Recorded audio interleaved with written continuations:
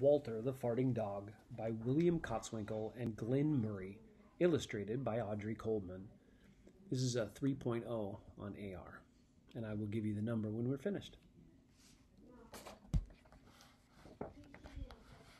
Walter the Farting Dog. This is for everyone who's ever felt misjudged or misunderstood. Walter the Farting Dog. Betty and Billy brought Walter home from the dog pound. Nobody wanted him, said Billy. But we love him, said Betty.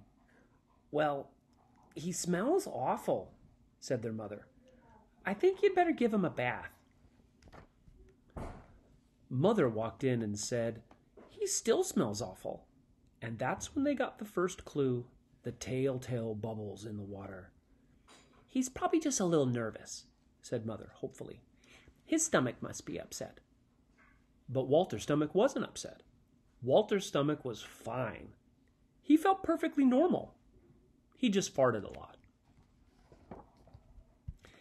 He did it when he bathed. He did it when he played with Betty and Billy. He did it when he walked around the house. He did it in the dining room. He did it in the kitchen. He did it in his sleep. That dog farts morning, noon, and night, said Father. He can't help it, Daddy, said Betty and Billy. They didn't mind Walter's farts. So what if he farts, Billy said to Betty when they were alone in their room with Walter. Betty agreed. Walter agreed too. He sat there, looking innocently around, farting. Take him to the vet, said Father. Farting, said the vet, or rectal flatulence, as we say in the medical profession, and prescribed a change in diet. They gave Walter every kind of dog food. He farted. They tried him on cat food. They gave him hot dogs, hamburgers, and lettuce and tomato sandwiches. They gave him fried chicken.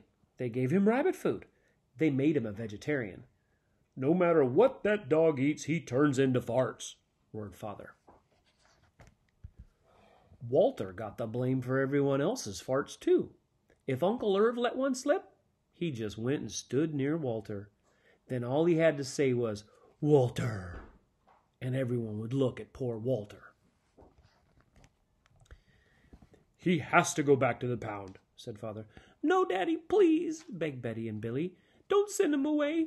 He goes tomorrow, said Father. They pleaded. Walter farted. It was all over. That night, Betty and Billy cried in their beds, and Walter looked at them unhappily. Oh, Walter, said Betty, you've got to stop farting. Because Father's going to send you back to the pound tomorrow, said Billy. Walter knew how serious the situation was. He'd never see Betty or Billy again. He resolved to hold his farts in forever. When Betty and Billy fell asleep, he walked down to the kitchen to see if there was anything around to eat.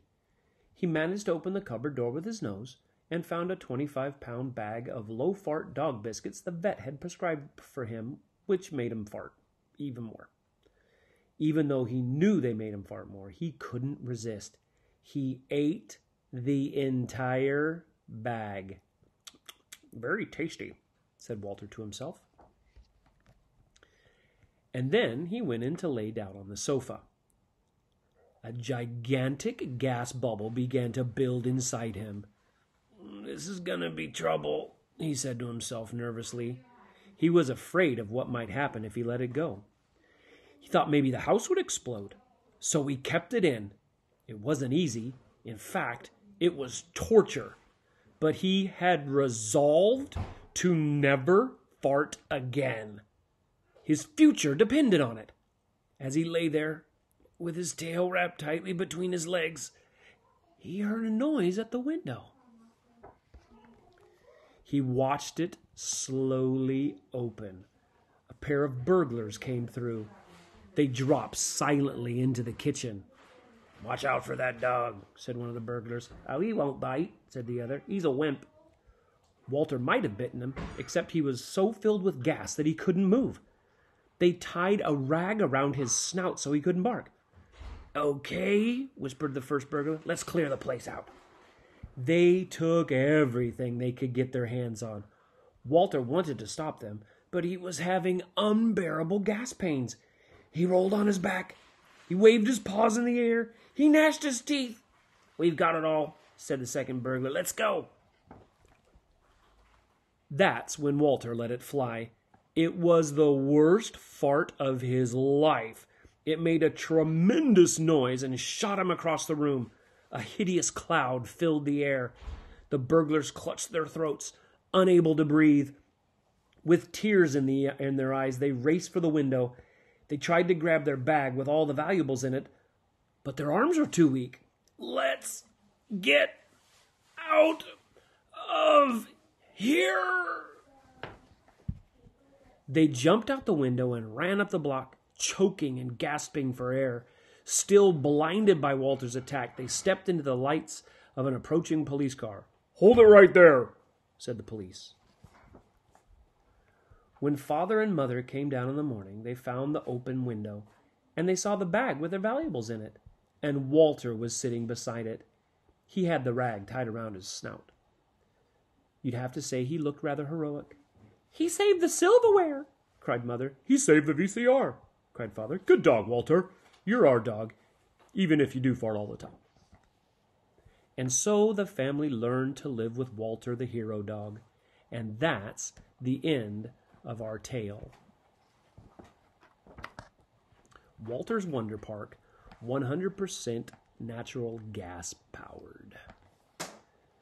And the AR test for this book is 78311.